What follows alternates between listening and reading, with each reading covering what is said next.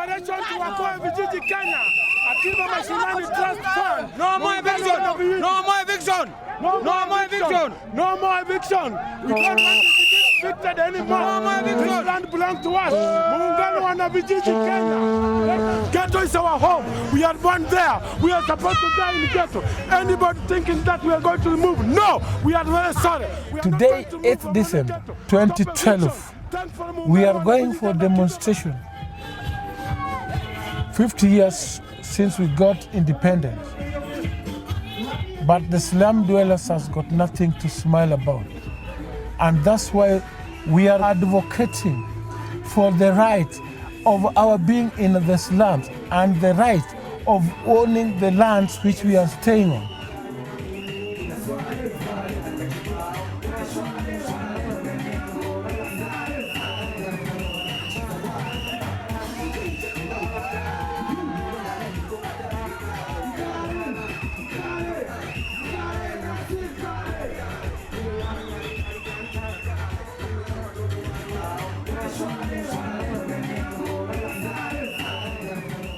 My name is Evans Omondi Jack Papa. I am born in Mukuru. I'm 60 years old. I'm a social village elder in Mukuru. There are people who came when we were on this land and they grabbed this land for their personal need. They were grabbed in 1983 by those people who are well connected to the state, either politicians, either administrators, either business persons. I'm paying 1,000 Kenya shillings per month for rent.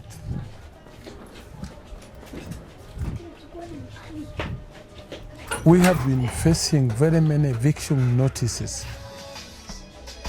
My shack had been demolished several times, even more than 10 times, since 1980s, 82, 83, 84. And then the other one started 1990, 1992, 1996, 1997, 1998, 2002, and then the other started 2010.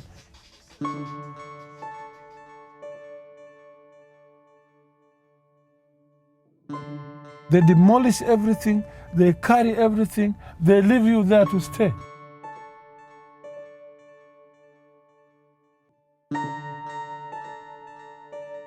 The grader, either bulldozer, they are very fast. Just demolish and spoil everything, even house belongings. It has become like a music. We are used. We are fighting for our rights. We are fighting for our lives. We are fighting for the life of our children and our grandchildren.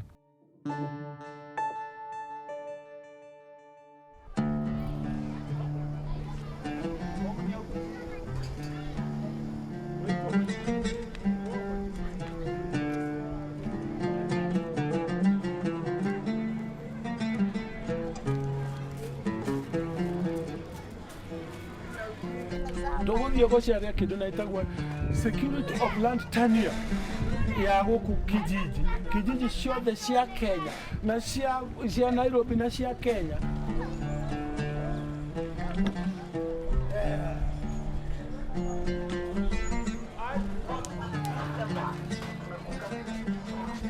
Hii ni ya kutetea ile maandamano ile ulienda kesho kotini. Yes, kesho maneno kotini. Ni ile maneno ile ya siku ile. We went to the Muungano ya Wanavijiji and Akiba Mashinani Trust, an NGO championing for the right of the poor people staying in the slum. We went to them and we had any other option. Then we took the matter to court of law. Hi. Hi, Papa. I'm very well. Yeah. Doing a great job. Oh, thank you. Yeah. And how are you guys in Mukuru? Mukuru. Nairobi is really two cities in one. There's a formal city and an affluent city that is beautiful to live in. And then there is the other city that is very poor and is very marginalized. So basically we have almost 65% of the population of Nairobi being squatters. And that means that you do not have a right to be where you are. The land on which you live belongs to somebody else. And at any time they can come and throw you out. If you have a house, they can demolish it. And you cannot really develop yourself because you cannot develop the portion of land in which you live. In the early part of this year, we had so many communities coming to us with eviction notices. So we started trying to find out who the landowners were. And we discovered that these titles had been irregularly granted by the state. And therefore we decided to go to court to protect the slum dwellers against evictions because they all had eviction notices.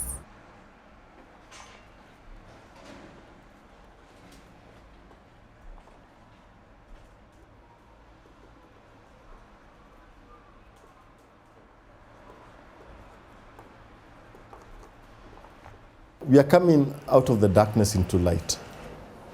We were in a very, very dark place as Kenya for 24 years under President Moi. President Moi was president since 1978 until 2001. He ran a very corrupt regime which gave land to everybody who was in power, anyone who had access to him, anyone who had the money. So it was a case of the rich taking care of the rich. So he took the land, gave it to many of these respondents, and there are already people living there on public lands. So first, the land has been corruptly issued, granted to these people. Now we have a new constitution. And the constitution gives us right to land, right to sanitation, right to good housing. That's in the Bill of Rights.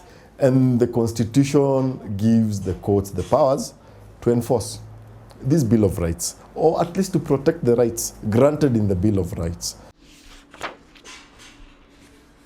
It's historic, it's groundbreaking, because should we succeed, we will have a foothold upon which to stand and claim the public land which was given to a select few, a favored few, a rich few, at the expense of the masses in this country.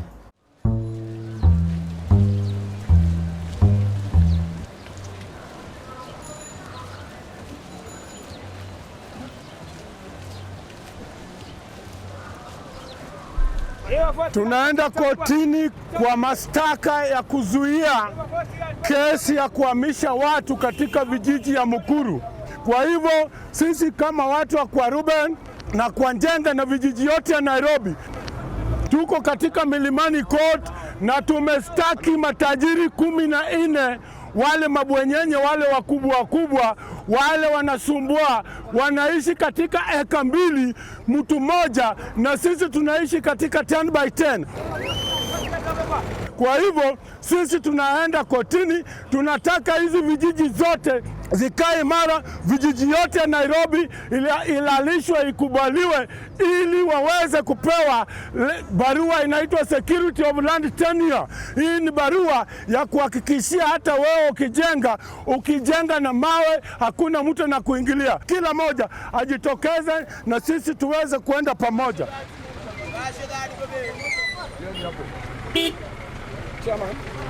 Commercial, thank you.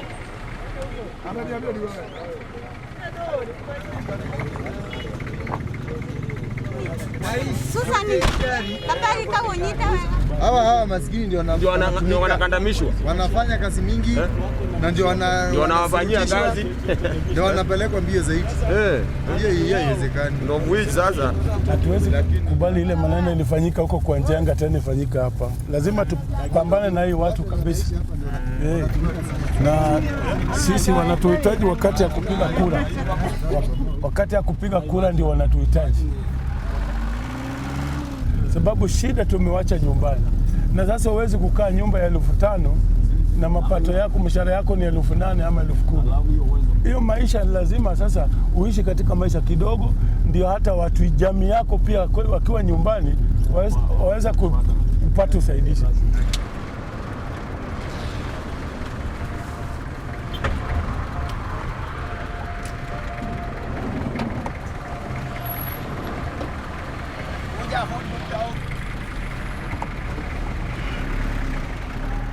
Na wakati hii lazima sasa tusaidiane na nyinyi. We must help each other. Mpaka tusaidiane. Sababu tukisaidiana, hii vita si ya mtu mmoja.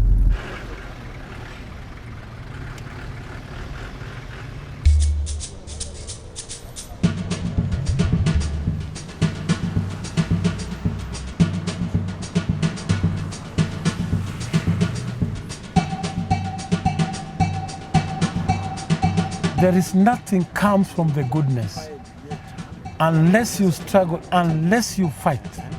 And that's why, although we know this fight is going to be difficult, because we are fighting with those people who are holding the economy of this country, we shall keep on fighting until the last minute, until the last turning.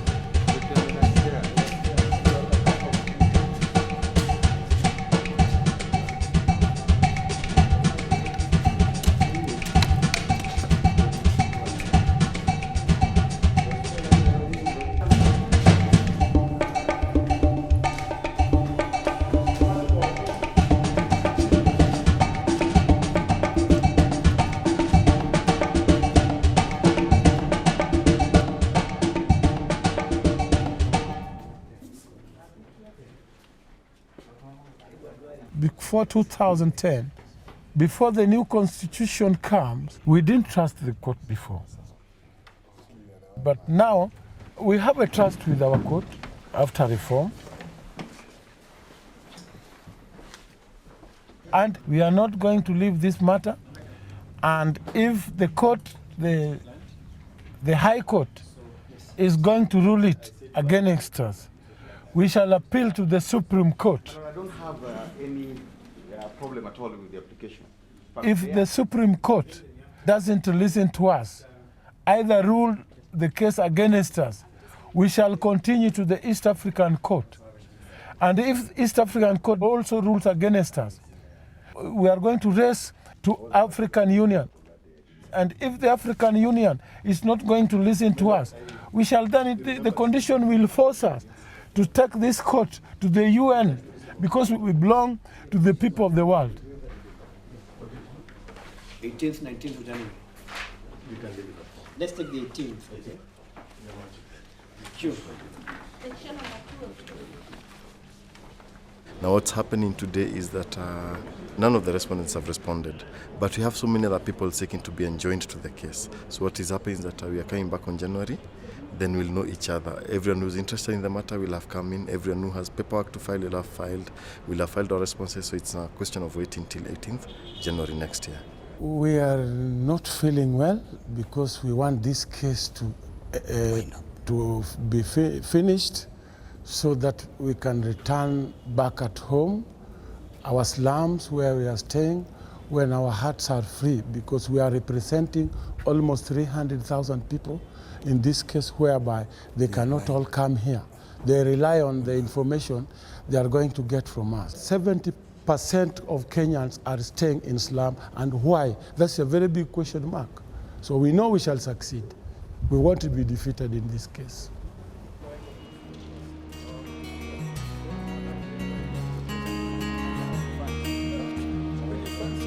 Very strict.